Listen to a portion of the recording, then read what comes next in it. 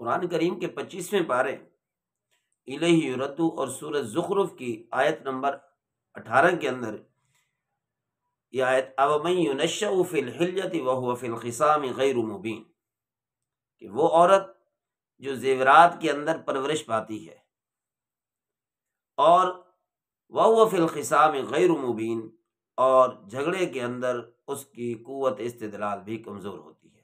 اس آیت کا مفہوم ہے عورت کی کمزوری پر پہلی چیز بیان فرمائی کہ اس کو زیورات سے محبت ہوتی ہے، زیورات سے بڑی محبت ہوتی ہے، خوش نمائی سے، اچھی چیز نظر آنے والی اچھی چیز سے بڑی محبت ہوتی ہے۔ اسی وجہ سے ہماری عورتیں زکوٰۃ ادا کرنے کے اندر غفلت کرتی ہیں۔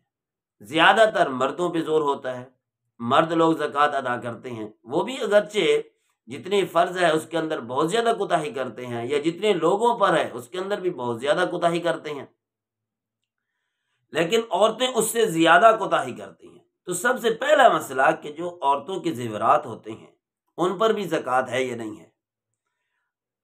سنیے، حضور پاک صلی اللہ علیہ وسلم نے حضرت عائشہ رضی اللہ تعالی عنہا کے ہاتھ میں انگوٹھیاں دیکھیں تو آپ نے پوچھا کیا ان کی زکوٰۃ دیتی ہو؟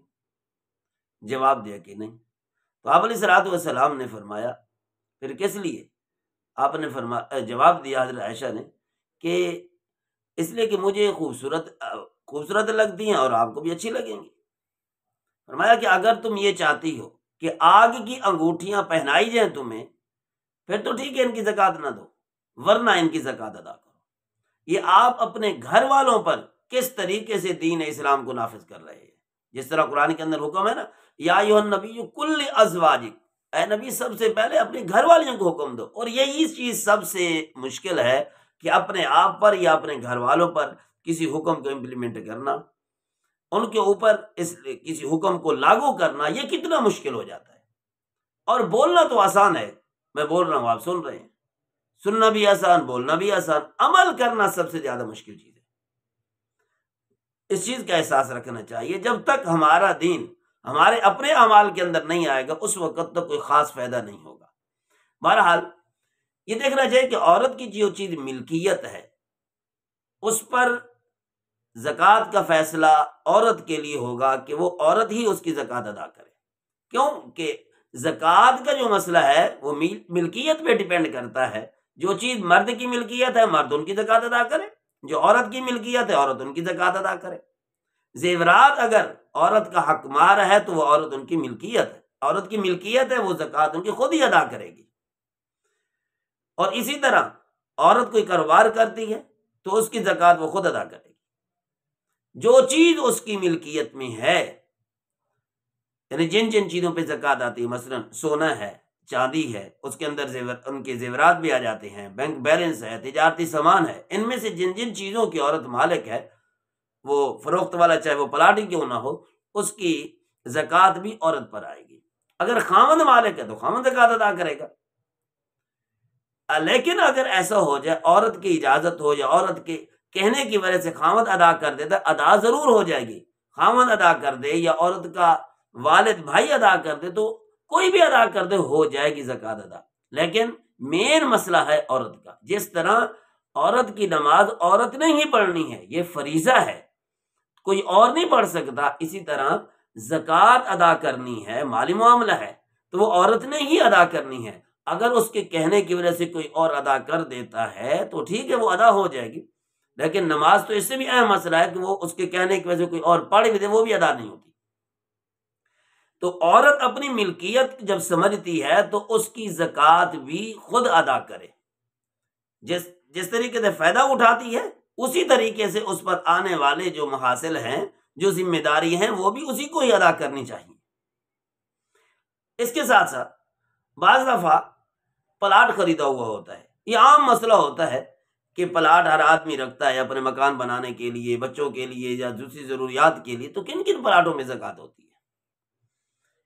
پلاٹ ملکیت جس کی ہے، پہلی تو بات یہ ہے کہ اسی پر زکوٰۃ ہے۔ اب پلاٹ کس نیت سے خریدا ہے؟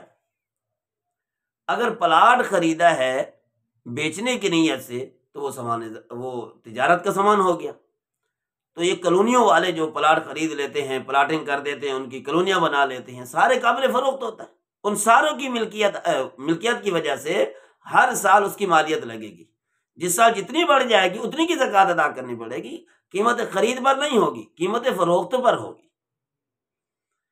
اور اگر صرف ذاتی مکان بنانے کے لیے ہے، جس طرح ذاتی اور چیزوں پر زکوٰۃ نہیں ہے تو اس پلاٹ پر بھی زکوٰۃ نہیں ہوگی۔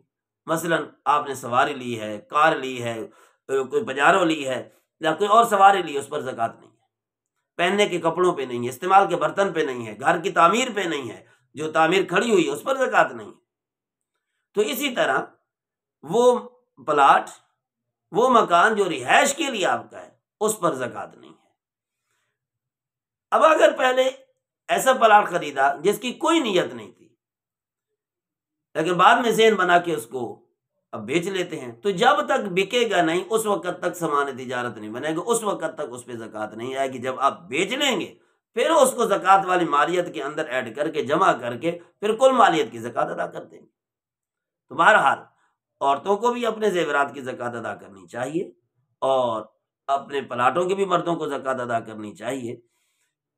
کوئی ادا کر دے تو اس کی مرضی ہے، ورنہ پکڑ عورت پر ہوگی، عورت پھر پکڑ سے بچ نہیں سکتی۔ جس طرح نبی علیہ الصلوۃ والسلام نے حضرت عائشہ رضی اللہ تعالی عنہا کو فرمایا تھا کہ اگر تم نے جہنم میں ان کو یعنی کہ آگ کے کنگن پہننے ہیں تو پھر ٹھیک ہے، ورنہ نہیں۔